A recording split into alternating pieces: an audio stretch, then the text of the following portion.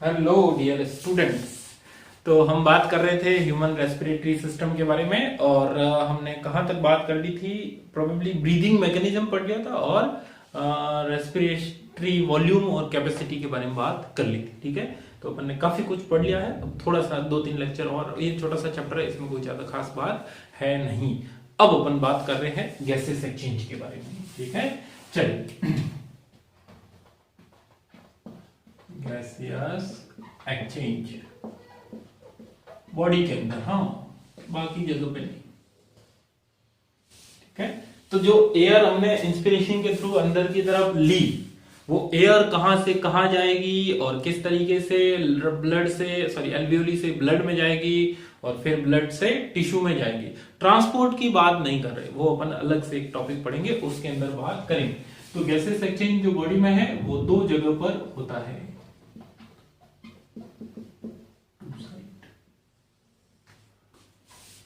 First one is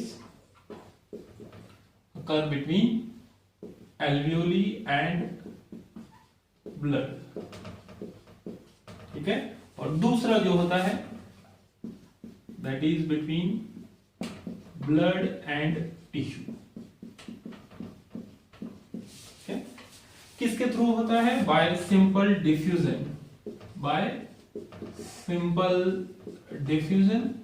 और simple diffusion हमको मालूम है कैसी प्रोसेस होती है, पैसिव प्रोसेस। तो गैसेस एक्सचेंज एक तरीके का कैसा है, पैसिव ट्रांसपोर्ट मैकेनिज्म है, जहां पर किसी तरह कोई खींचतान या किसी तरीके के धक्का लगाने की जरूरत नहीं है कि भाई ऑक्सीजन फेफड़ों से ब्लड में जाएगी और ब्लड से टिश्यू में जाएगी, या CO2 टिश्यू से धक्का देंगे तो, या एनर्जी खर्च करेंगे तो इधर आएगी, ऐसा कुछ नहीं होता है। ठीक है, वो सिंपली अपना काम कर रहे हैं, तुम भी अपना काम करो, पढ़ाई करो।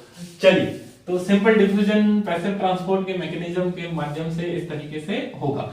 सिंपल डिफ्यूजन हमको मालूम है, डिफ्यूजन होने के लिए कोई ग्रेडियंट चाहिए होगा। ठीक है, कि किस तरफ से किस तरफ डिफ्यूजन होना है। हम बोलते हैं कि अगर high concentration to low concentration पानी जाना है तो रूट से अपर पार्ट में जाएगा, या रूट से मिट्टी से रूट में आता है। प्लांट की बात कर रहा हूं मैं। तुम बोलोगे अचानक से मिट्टी और रूट कहां से आ गए हमारे अंदर? ठीक है, बचपन में धूल खाई थी, इसका मतलब ये थोड़ी की अभी मिट्टी आ जाएगा। ठीक है, नहीं, ऐसा नहीं। कहने का सिंपल है, सिंपल डिफ्यूजन किस पे डिपेंड करेगा? Depends upon gradient. और कौन सा ग्रेडियंट? Pressure gradient. ध्यान से सुनिएगा भाई साहब, डिपेंड्स अपॉन प्रेशर ग्रेडियंट। ठीक है, प्रेशर ग्रेडियंट पे डिपेंड करेगा। और प्रेशर ग्रेडियंट का डिटर्मिनेशन किस पे बेसिस पे होगा? Determined by partial pressure of gases. Partial pressure of gases. अभी नया क्या आ गया? Partial pressure. Partial pressure oxygen को लिखेंगे PO2, partial pressure of carbon dioxide will be written as PCO2। ठीक है, पार्शियल प्रेशर क्या है ये तुमको वैसे केमिस्ट्री में आ जाना चाहिए, लेकिन नहीं आ रहा है। तो ओवरऑल जो प्रेशर है उसके अंदर इंडिविजुअल गैस का कंट्रीब्यूशन कितना है। जैसे इस रूम के अंदर बहुत सारी गैस भरी हुई है, किसने भरी? मेरे को नहीं मालूम। ठीक है, हाँ, तो इस गैस के अंदर ऑक्सीजन का ट्रांसपोर्ट कितना, सॉरी, इस पूरे रूम के प्रेशर के अंदर ऑक्सीजन की वजह से प्रेशर कितना है वो बोला जाएगा पार्शियल प्रेशर ऑफ ऑक्सीजन। ठीक है, तो individual contribution of individual gas in overall pressure. Done. चलिए, तो ये इतनी इस तरीके से गैसेस एक्सचेंज होगा। अभी अपन देखेंगे कि कहां पर पार्शियल प्रेशर कितना है, जिसकी वजह से कोई पर्टिकुलर गैस एक जगह से दूसरी जगह पर जा रही है। नोट किया जाए जल्दी से। चलिए, तो अब अपन एक डायग्राम बनाते हैं जिसमें बहुत क्लियर हो जाएगा कि किस तरीके से गैसेस एक्सचेंज होगा। सपोज करो ये हमारे पास एल्वियोली, ठीक है, लंग्स के अंदर जो गैसेस आई थी, और यहां पर है हमारे टिश्यू, सेल्स आई है,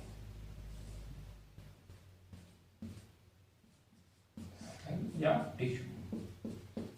तो एक चीज देखने को मिलेगी कि जो लंग्स के अंदर एयर आएगी, लंग्स के अंदर एयर आएगी, उसके अंदर ऑक्सीजन ज्यादा होगी, ऑब्वियसली बाहर से आई है, तो इसका पार्शियल प्रेशर होता है लगभग 104। कितना होता है? 104।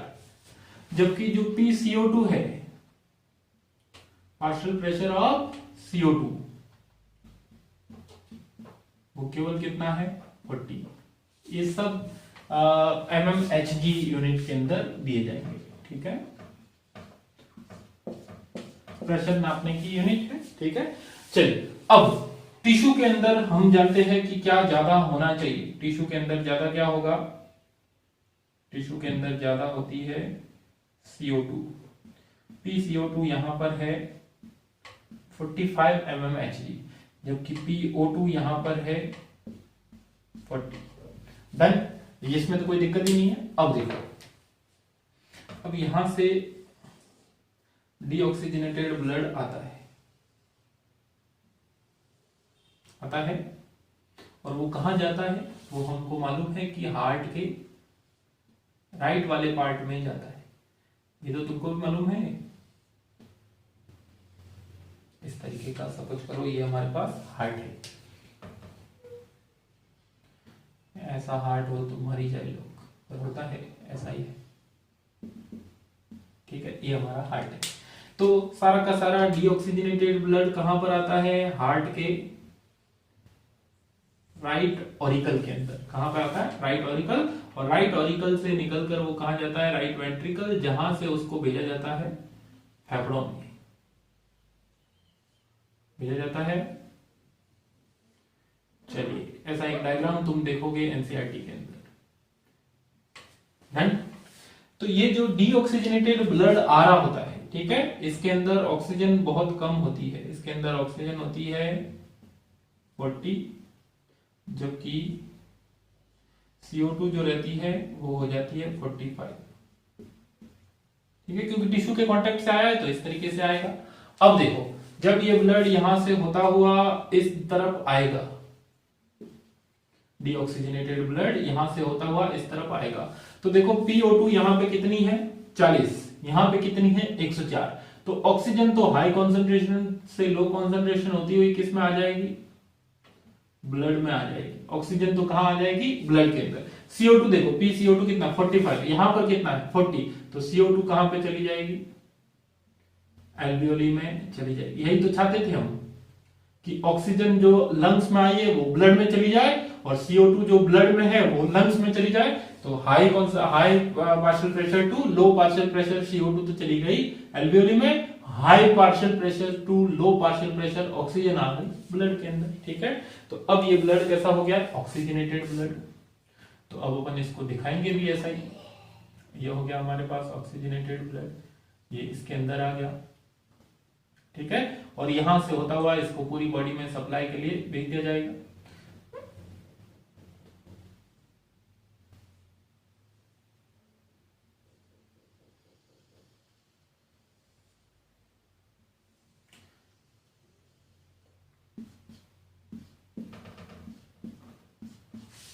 ठीक है, कोई दिक्कत नहीं है। क्यों होगी तुमको दिक्कत? किस बात की? बॉडी कर रही है अपना काम आराम से। समझना, बहुत आसान सा टॉपिक है, कोई मुश्किल चीज इसके अंदर नहीं। अब देखो, यहां से PO2 104 थी, तो क्या सारी की सारी घुलकर आ गई होगी? नहीं। अभी आगे अपन एक फैक्टर बात करेंगे कि सारी ऑक्सीजन डिजोल्व नहीं हो पाती है, क्योंकि सॉल्युबिलिटी थोड़ी सी कम है। तो जो ऑक्सीजनेटेड ब्लड होता है उसके अंदर PO2 होता है 95। ठीक है, जबकि PCO2 जो होता है 40। ठीक है, अब देखो यहां पर ये ब्लड आ रहा है, तो यहां पर ऑक्सीजन की वैल्यू देखो, इसके अंदर 95 है, इसके अंदर 40 है, तो ऑक्सीजन कहां चली जाएगी? ब्लड से निकलकर किस में आ जाएगी? टिश्यू में। सही है। CO2 देखो, यहां पे कितना? 40, यहां पे कितना? 45, तो CO2 कहां चली जाएगी?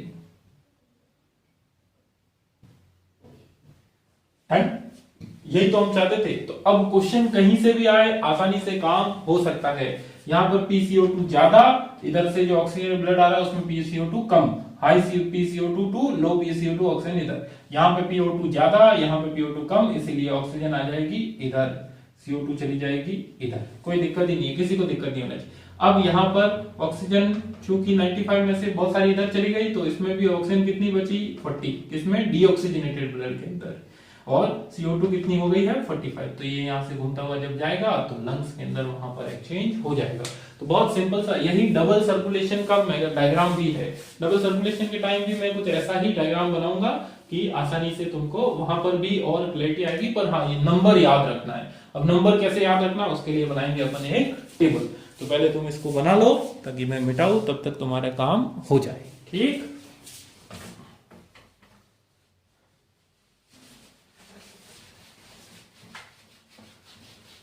मेरे को ऐसा लगता है कि तुम लोग केवल वीडियो देख रहे हो, और देख भी रहे हो आधा अधूरा देख रहे हो, तो कभी देखा कभी नहीं देखा, मेरे को ऐसा लगता है। क्योंकि अगर तुम पूरा देखते तो कोई ना कोई डाउट आता, और डाउट आता तो तुम कमेंट में लिखते। डाउट आते नहीं, बहुत कम डाउट आते हैं तुम्हारे। एक दो स्टूडेंट है जो शायद पूरा मन से देख पा रहे हैं, बाकी तो अभी भी इंतजार में बैठे हैं कि स्कूल खुलेंगे तब स्कूल में ही पढ़ेंगे यार, ऑनलाइन पढ़ के क्या करेंगे। फोन कोई पढ़ाई करने के लिए होता है क्या है? फोन फोन बताओ भाई साहब, 4 महीने 6 महीने 8 महीने पहले, साल भर पहले आप ही बोलते थे कि फोन दूर रख के पढ़ाई करो। अब फोन पढ़ाई करने के लिए नहीं होता है, ठीक है। अब थोड़े दिनों के लिए इस बात को निकाल दो दिमाग से, फोन पढ़ाई करने के लिए होता है कि नहीं होता है। चलिए, यहां तक तो कोई दिक्कत नहीं, आसान था। अब जो जो लिखा है वही अपन वापस लिखने जा रहे हैं।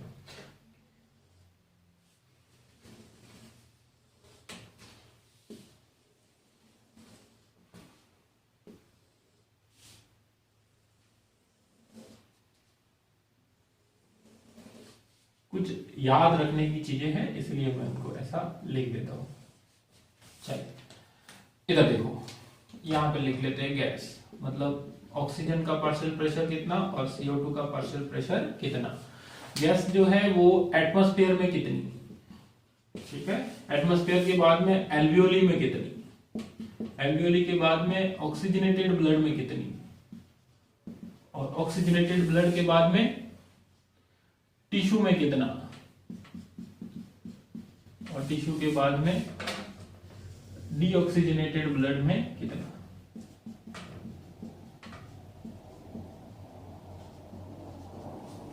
ठीक है, तो CO2 एटमॉस्फेरिक प्रेशर तुमको याद होना चाहिए, ये उस डायग्राम में नहीं आया था। कितना होता है इसका, कितना होगा 0.3।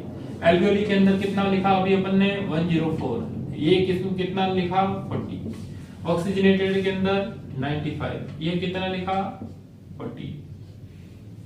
टिश्यू के अंदर 40, ये कितना 45, सही है। डीऑक्सीजनेटेड ब्लड के अंदर 40, ये कितना, ये तो सेम ही है, इसमें कोई दिक्कत ही नहीं है। तो तुमको याद तो केवल यही रखना है, बाकी तो सब डायग्राम के अंदर आ गया है, ठीक है। तो और ये सारी वैल्यू किसमें है, ऑल वैल्यू इन mmHg। तो ये टेबल अगर याद कर लोगे तो तुमको डायग्राम में कंफ्यूजन नहीं होगा। ऑक्सीजन का आसान है, एटमॉस्फेयर में इतना, एल्वियोली में सबसे ज्यादा, ऑक्सीजन 95, टिश्यू और डिऑक्सीजन 40। CO2 का टिश्यू और 45, बाकी सब जगह दो जगह पे 40 और यहाँ पे 0.3। ये तो तुमको आता है पहले से, ठीक है। चलिए तो इसको बना लो, फिर आगे अपन बात करते हैं। अगली बात, अब ये सब एक्सचेंज जो हो रहा है, जिस टाइम भी हो रहा है, उसमें एक बात ध्यान रखनी है कि कौन कौन से फैक्टर है जो इस गैसेस एक्सचेंज को अफेक्ट कर रहे हैं, ठीक है। Factors affecting gaseous exchange. Obviously कुछ ना कुछ फैक्टर होंगे जिसके ऊपर डिपेंड करेगा कि गैसेस एक्सचेंज ज्यादा होगा कम होगा। तो पहला और मेन फैक्टर तो हमने पढ़ लिया, कौन सा, पार्शियल प्रेशर। क्योंकि मेन फैक्टर तो वही है जो बताएगा कि किस गैस को किस तरफ जाना है, उसके बारे में अपन ने सारी बातें कर ली है, मेन फैक्टर, ठीक है। दूसरी बात, दूसरा जो फैक्टर होता है दैट इज डिफ्यूजन मेम्ब्रेन, कि गैसेस जो डिफ्यूज हो रही है वो कहां से डिफ्यूज हो रही है, वो क्या कहलाती है, डिफ्यूजन मेम्ब्रेन कहलाती है। तो डिफ्यूजन मेम्ब्रेन की थिकनेस जो होती चाहिए, कितनी होनी चाहिए, लेस देन 1 mm, तब तो गैसें आसानी से डिफ्यूज होगी, नहीं तो डिफ्यूज नहीं होगी। तो कौन कौन सी मेम्ब्रेन या कौन कौन सी लेयर मिलकर डिफ्यूजन मेम्ब्रेन बना रही है, इधर देखो, ये एल्वियोली है, तो एल्वियोली की खुद की वॉल, ये ब्लड वेसल, तो इसकी खुद की वॉल, तो 2 लेयर हो गई। तो कौन कौन सी? स्क्वेमस एपिथेलियम ऑफ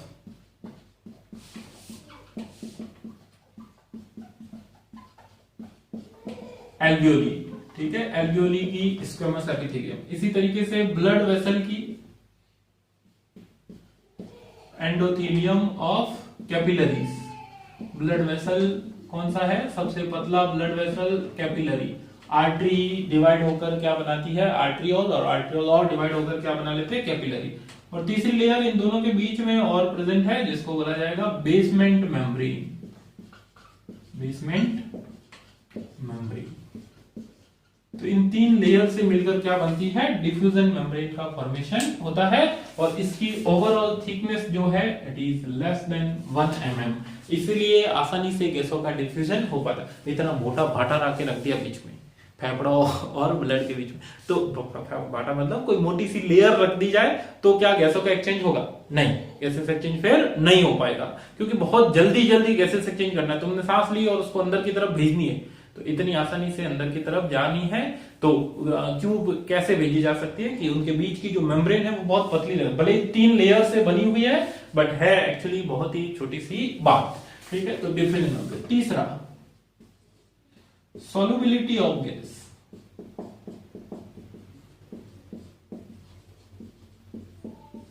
कौन सी गैस कितनी ज्यादा सॉल्युबिलिटी है? तो ठीक है, तो CO2 is more soluble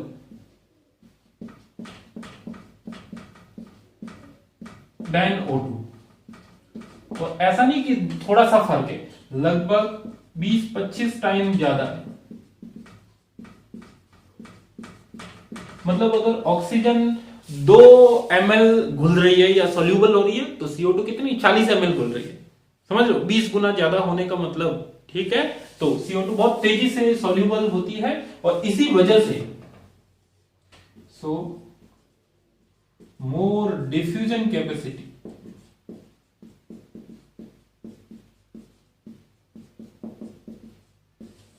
soluble ज्यादा है तो डिफ्यूज भी ज्यादा होगा। ऑब्वियसली ब्लड में अगर ज्यादा सॉल्यूबल हो रहा है तो तेजी से वो वहां से डिफ्यूज होकर, एल्वियोली से डिफ्यूज होकर किस में चली जाएगी? ब्लड के अंदर चली जाएगी। सो मोर डिफ्यूजन कैपेसिटी देन ऑक्सीजन, ठीक है। चलिए, तो ये यही रीजन है। तुम सोच के देखो कि ऑक्सीजन का फर्क कितना है, 104 एल्वियोली में है और ब्लड के अंदर कितना है? 40। इतना डिफरेंस है, तब जाके ऑक्सीजन डिफ्यूज हो रही है। CO2 का फर्क कितना है? ब्लड में 45, एल्वियोली में 40, सिर्फ 5 का डिफरेंस है, फिर भी CO2 बाहर निकल जाती है। रीजन क्या है? Solubility of gas. सॉल्युबिलिटी ज्यादा होने की वजह से ही जो डिफरेंस है, कम डिफरेंस होने के बावजूद CO2 क्या हो जाती है? डिफ्यूज हो जाती है रैपिडली, जबकि ऑक्सीजन का डिफरेंस बहुत ज्यादा होता है, तब जाके वो डिफ्यूज होती है। डिफ्यूजन कैपेसिटी का मतलब क्या हुआ?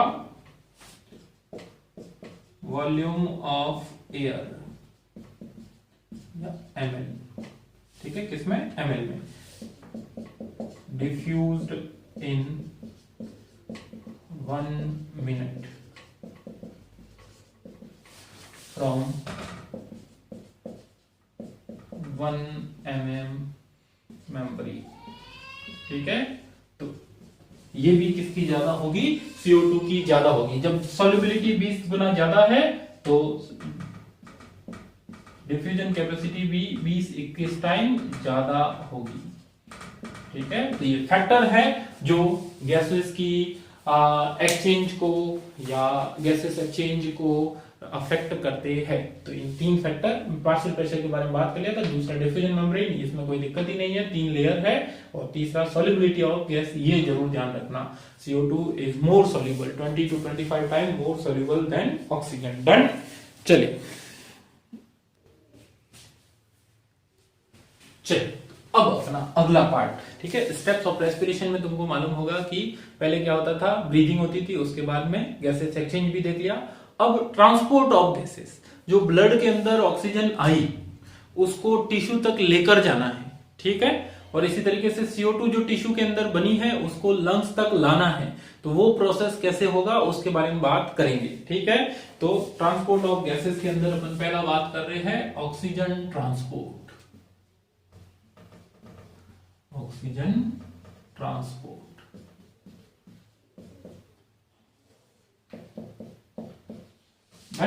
चलिए, तो ऑक्सीजन ट्रांसपोर्ट क्या है, कैसे होगा, ये सब के बारे में तो हमको मालूम है कि ऑक्सीजन का ट्रांसपोर्ट है वो दो तरीके से होता है। मैक्सिमम ऑक्सीजन लगभग कितना 97% किसके साथ में, bound form with haemoglobin, haemoglobin के साथ बाउंड फॉर्म में ऑक्सीजन जाएगी। जबकि जो 3% ऑक्सीजन है that is will be transported in diffused form.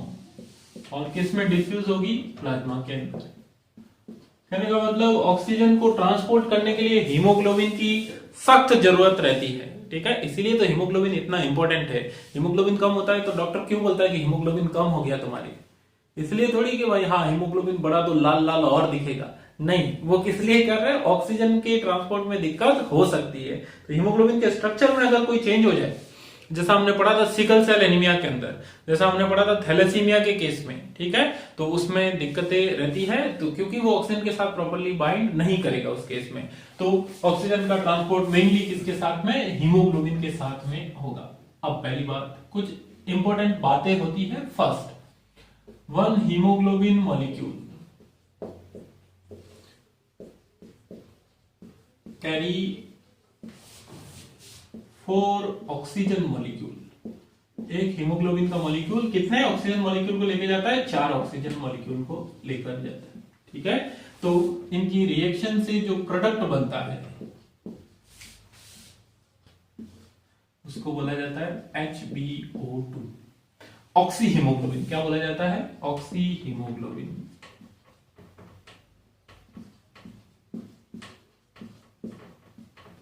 अगर तुम इसी को इस तरीके से पूरा अच्छे से दिखाना चाहते हो तो HbO2 4, ठीक है, कोई दिक्कत नहीं। चल, इस तरीके का कहीं पे तुमको दिखेगा, पर मैं अभी सिंपली लिख रहा हूं कि 4 मॉलिक्यूल को लेकर जाता है। दूसरी इंपॉर्टेंट बात, ये जो बाइंडिंग होती है इट इज रिवर्सिबल बाइंडिंग। मतलब अगर ऑक्सीजन हीमोग्लोबिन के साथ में जुड़ी है, उस जगह पे जुड़ेगी जहां पर ऑक्सीजन ज्यादा होगी। लंग्स के अंदर या एल्वियोली के अंदर ऑक्सीजन ज्यादा है, इसलिए ऑक्सीजन जाकर हीमोग्लोबिन के साथ में ब्लड में जुड़ जाएगी, क्लियर। लेकिन टिश्यू के पास में जब जाएगी वहां पे ऑक्सीजन का पार्शियल प्रेशर क्या है, कम, तो वहां पे HbO2 टूटकर ऑक्सीजन रिलीज हो जाएगी। तो इस तरीके की बाइंडिंग है, किस तरीके की, रिवर्सिबल बाइंडिंग होती है, ठीक है। चलिए, तो और किस पे डिपेंड करेगा, PO2 के ऊपर डिपेंड करेगा। अगर हाई PO2 है तो रिएक्शन इस डायरेक्शन में होगी, ऑक्सी हीमोग्लोबिन बनेगा। अगर लो PO2 है तो रिएक्शन इस डायरेक्शन में होगी, HbO2 टूटेगा, ऑक्सीजन रिलीज हो जाएगी, क्लियर। तीसरी बात, इट इज ऑक्सीजनेशन। ये इंपॉर्टेंट बात, it is oxygenation not oxidation. Haemoglobin के साथ ऑक्सीजन केवल बाइंड हो रही है, जुड़ रिएक्शन नहीं कर रही है। अगर वहां से इलेक्ट्रॉन का इधर उधर कुछ हो रहा है, क्योंकि हम जानते हैं कि हीमोग्लोबिन के सेंटर में क्या होता है, आयरन, तो ये ऑक्सीजन जाकर सिंपली उसके साथ में बाइंड करती है, जिसको बोला जाता है ऑक्सीजनेशन। कोई केमिकल रिएक्शन नहीं हो रही होती है, क्योंकि हम जानते हैं कि ऑक्सीजन के जुड़ने की वजह से क्या हो जाता है, ऑक्सीडेशन हो जाता है, ठीक है। तो यहां पर ऐसा ऑक्सीडेशन नहीं हो रहा है, बल्कि क्या हो रहा है, ऑक्सीजनेशन हो रहा होता है। डन। चलिए, तो ये 3 स्पेसिफिक बातें हैं जिनके बारे में हमको ध्यान रखना है। एक और बात, जो फीटल हीमोग्लोबिन होता है, ठीक है, फीटस के अंदर हीमोग्लोबिन होगा, या फिर न्यूबॉर्न बेबीज के अंदर हीमोग्लोबिन होता है, उसके अंदर have more fetal hemoglobin have more affinity for oxygen। मतलब वो ऑक्सीजन के साथ बहुत रैपिडली और बहुत ही स्ट्रांगली बाइंड करेगा। मतलब कम PO2 में भी वो ज्यादा बाइंडिंग शो करेगा, ठीक है। तो ये फैक्ट ध्यान रखना। एडल्ट हीमोग्लोबिन जो होता है किससे बना रहता है? 2 अल्फा और 2 बीटा चेन से। जबकि फीटल या न्यूबॉर्न के अंदर किससे बना रहता है? 2 अल्फा और 2 गामा चेन से। ठीक है, तो इसकी बाइंडिंग भी ज्यादा होती है as compare to adult haemoglobin. तो ये बातें ऑक्सीजन के ट्रांसपोर्ट से रिलेटेड सब कंपटीशन के काम की चीजें हैं। रिवर्सिबल बाइंडिंग होती है 4 मॉलिक्यूल ऑक्सीजन, क्योंकि उसके अंदर 4 यूनिट है, 4 पॉलीपेप्टाइड चेन है, इसलिए ऐसा हो रहा है। 4 पॉलीपेप्टाइड चेन, 2 अल्फा और 2 बीटा, तो 4 ऑक्सीजन क्या बनता है? Oxy haemoglobin. लेकिन ये बाइंडिंग कैसी होती है? रिवर्सिबल बाइंडिंग होती है, और ये ऑक्सीजनेशन का एग्जांपल है, नॉट ऑक्सीडेशन। और साथ साथ हमको क्या बोल रहे हैं कि फीटल हीमोग्लोबिन जो होता है उसकी बाइंडिंग कैपेसिटी ज्यादा होती है as compare to normal haemoglobin. ठीक है, बात समझ में आई? अब आगे अपन बात करते हैं, कुछ और इंपॉर्टेंट बातें हैं उनके बारे में।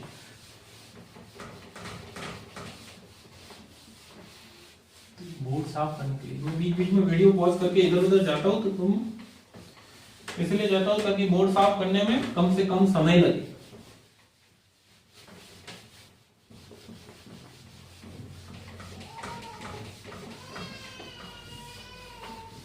देखो फिर इसमें ज्यादा समय लग रहा है, शायद इंक को भी ठंड लग रही है।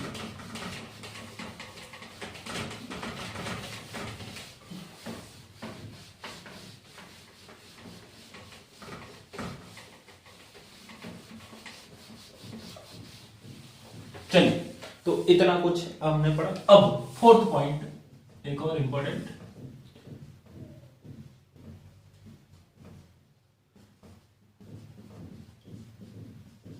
Oxygen dissociation curve. ये भी एनसीईआरटी का हिस्सा, बहुत इंपॉर्टेंट बात, ऑक्सीजन डिसोसिएशन कर्व।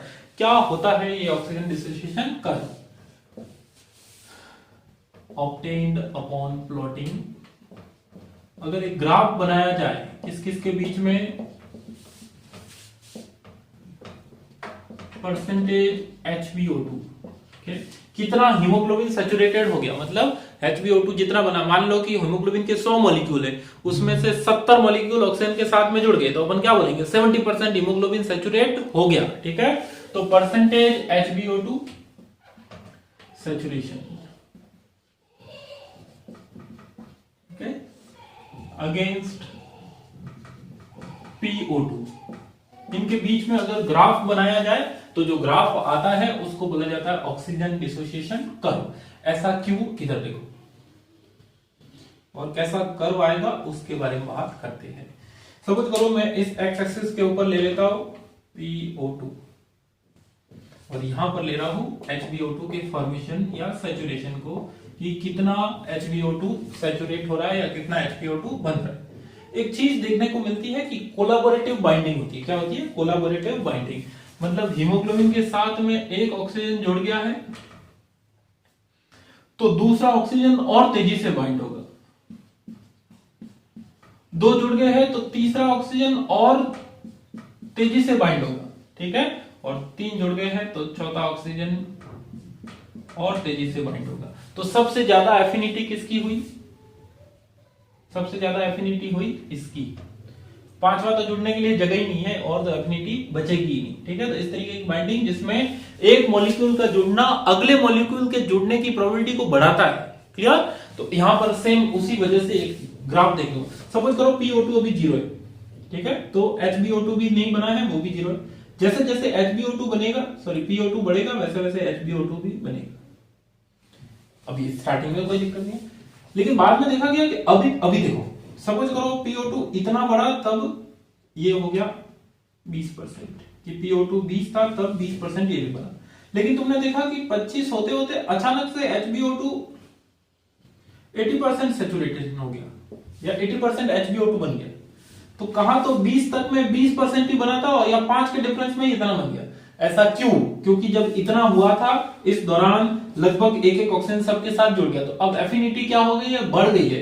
एफिनिटी बढ़ेगी तो अब PO2 में जो चेंजेस हो रहे हैं, हल्के से चेंजेस होने की वजह से आगे हल्के से चेंजेस होने पर भी बहुत ज्यादा हीमोग्लोबिन सैचुरेट हो जाएगा।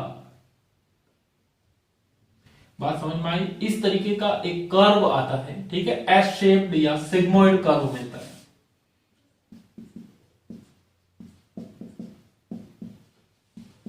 क्यों हुआ वापस देखो, मेरे कहने का मतलब कि जब PO2 इतना बड़ा था तो HbO2 इतना ही सैचुरेट हो रहा था, लेकिन अब हमने देखा कि इतने से पे इतना ज्यादा बढ़ गया।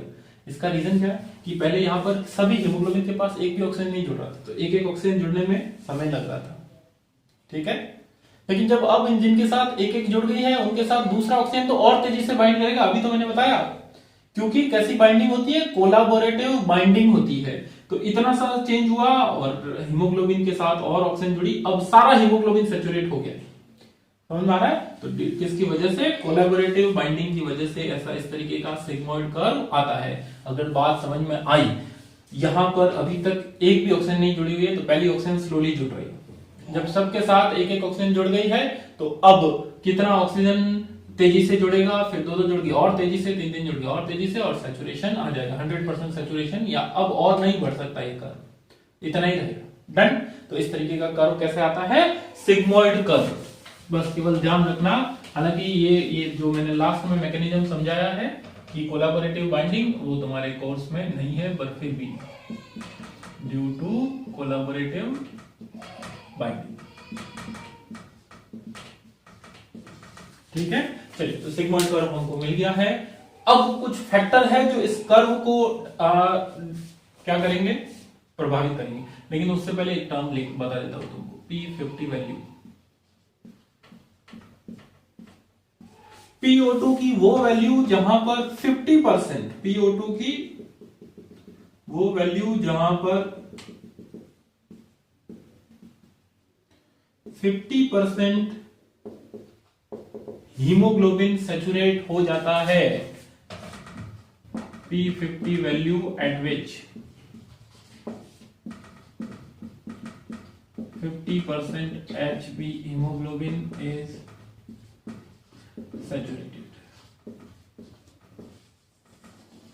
हीमोग्लोबिन HbO2 का बनना मतलब उसका सैचुरेशन होना। हीमोग्लोबिन के पास 4 साइट है और 100 मॉलिक्यूल है। सपोज करो 40 मॉलिक्यूल के पास में चारों ऑक्सीजन जुड़ गई, तो 40% हीमोग्लोबिन सैचुरेट हो गया, मतलब 40% HbO2 बना है। सैचुरेशन वर्ड को लेकर कोई ज्यादा दिक्कत मत करना, वो P50 value, sorry PO2 value, वो PO2 वैल्यू जिस पर 50% हीमोग्लोबिन HbO2 बन जाता है, या 50% हीमोग्लोबिन सैचुरेट हो जाता है। कहने का मतलब जितना P50 वैल्यू ज्यादा होगा उतनी ही एफिनिटी कम होगी।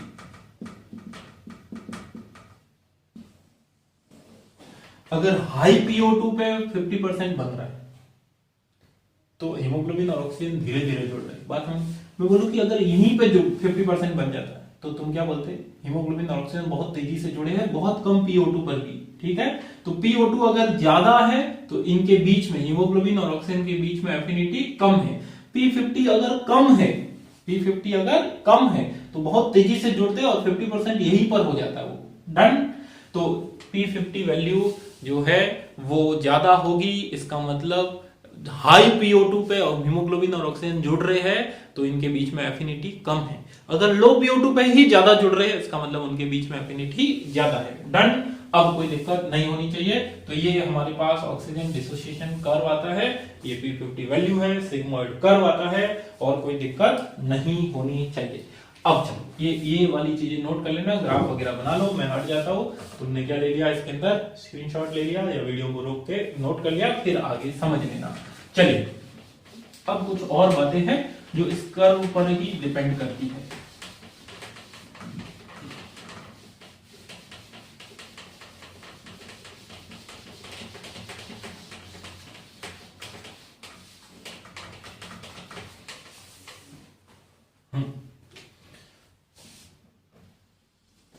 फैक्टर्स अफेक्टिंग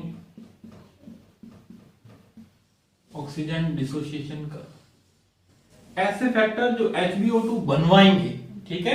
समझ करो कुछ ऐसे फैक्टर है जो इतना, अब इस जगह पर जाकर, ठीक है, इस जगह पर जाकर 100% सैचुरेशन आया है।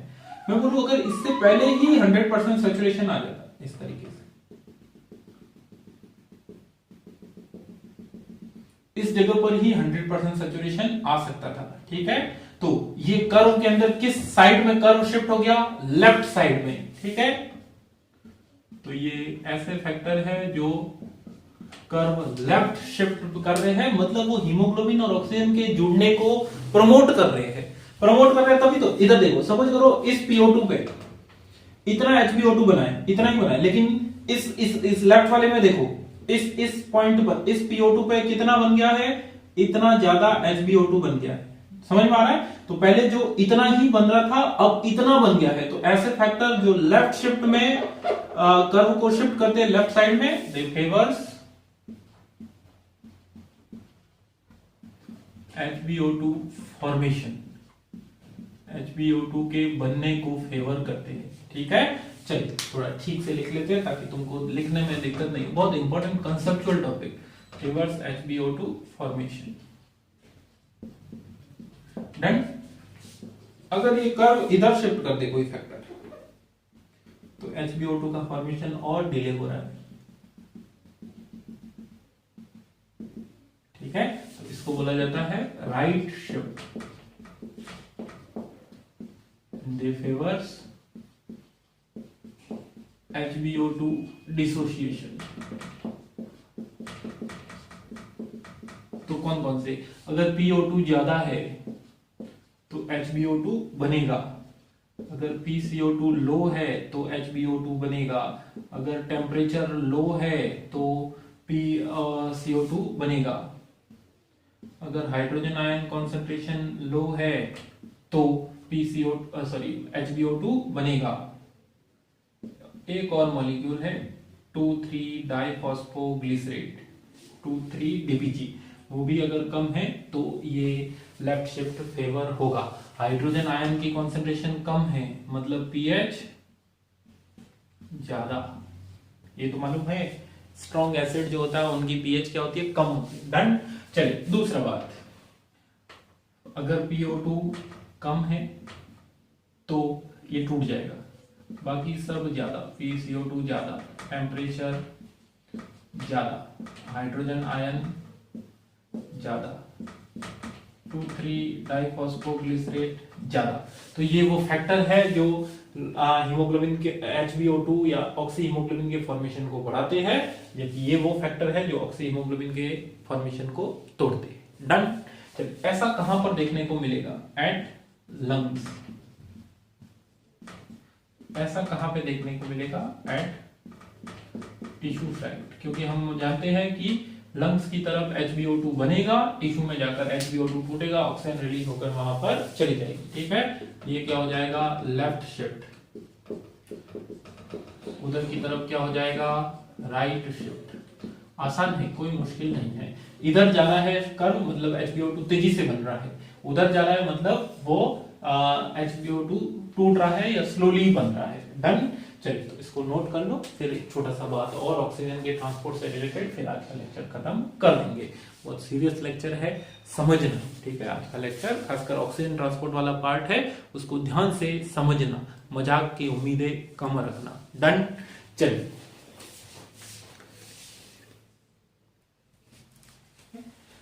कुछ एक्स्ट्रा पॉइंट है, और तुमको मालूम है कि फिजियोलॉजी में सारी डेप्थ तक अपन को पढ़ना है। ठीक है, तो कुछ बातें हैं। 1 ग्राम हीमोग्लोबिन जो है वो कितना ऑक्सीजन कैरी कर सकता है, 1.4 ऑक्सीजन ml ऑक्सीजन को कैरी करता है। तो 100 ग्राम ब्लड, 100 ml ब्लड, ग्राम कहां से, 100 ml ब्लड कितना ऑक्सीजन ले जा पाएगा, 19.5 या 19.4, लगभग कितना, 20 ml ऑक्सीजन। ये कहां से आई वैल्यू, तुम जानते हो कि हमारे बॉडी के अंदर 100 ml में कितना हीमोग्लोबिन होता है, हम जानते हैं 100 ml ब्लड में 12 से 16 ग्राम हीमोग्लोबिन होता है। तो मैं अगर 15 मान लू ऑन एन एवरेज, ठीक है, 15 ग्राम, तो 15 इंटू 1.34 ml करोगे, 1 ग्राम जब इतना लेके जा रहा है तो 15 ग्राम कितना लेके जाएगा, 1.3 ml। बात समझ में आई? इनफैक्ट ये 19.4 19.5 नहीं, कैलकुलेट करना आ जाएगा सर, मेरे को यही लग रहा है। हाँ ठीक है, चलिए अब जो सपोज करो हमारे पास जो लंग्स से ब्लड आ रहा है,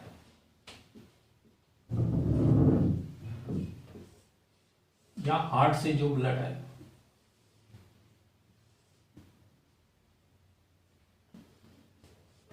उसके अंदर हीमोग्लोबिन का सैचुरेशन कितना है? 97% HbO2 है, और कितना? 19.486 है, थोड़ा सा देखना पड़ेगा, ठीक है। 19.4 ml HbO2 उसके अंदर है। अब ये जब किसी ऑर्गन के पास गया, ठीक है, ऑर्गन को इसने कितना ऑक्सीजन दे दिया? 5 ml ऑक्सीजन ऑर्गन को दे देता है। तो जो वीन्स वाला ब्लड रहा, वापस हार्ट को ही जाना है अल्टीमेटली तो इसको, तो जो वीनस ब्लड है उसके अंदर कितना ऑक्सीजन बचा? लगभग 20 में से 5 चला गया, तो पीछे कितना बचा? 14.4 ml। मतलब अब कितना परसेंट? अगर इसको 100 मान लो तो लगभग कितना परसेंट? 75% HbO2 सैचुरेटेड रहता है, ठीक है। मतलब नॉर्मल कंडीशन के अंदर, इन नॉर्मल कंडीशन के अंदर 100 ml blood delivers 5 ml oxygen to tissue. आसान, इसको देखकर तो यही लग रहा है कि इसमें 19.4 ml थी, उसमें से 5 ml ऑर्गन में चली गई, तो पीछे वाले ब्लड के अंदर इतनी बची है। ये तो 75% HbO2 वाला समझ में आ गया। मान लो ये 100%, 97% ही क्यों लिखा है मैंने? क्योंकि मैक्सिमम 97% ही होता है। डन।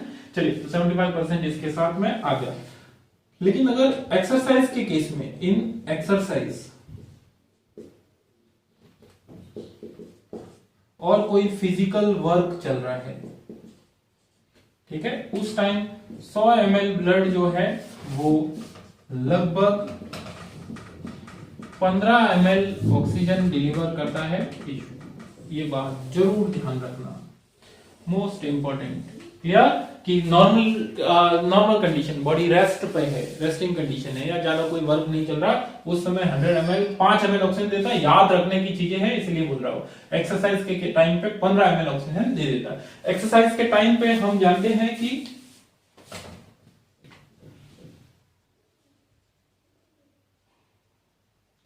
कार्डियक आउटपुट भी बढ़ता है,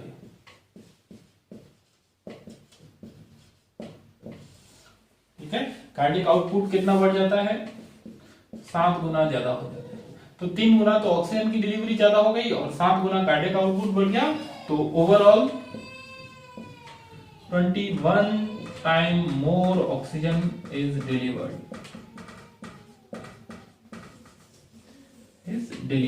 ठीक है। तो ये कुछ फैक्ट है ऑक्सीजन के ट्रांसपोर्ट से रिलेटेड, जरूर इनको याद रखना। ऑक्सीजनेटेड ब्लड के अंदर, ये कौन सा ब्लड है? Oxygenated blood.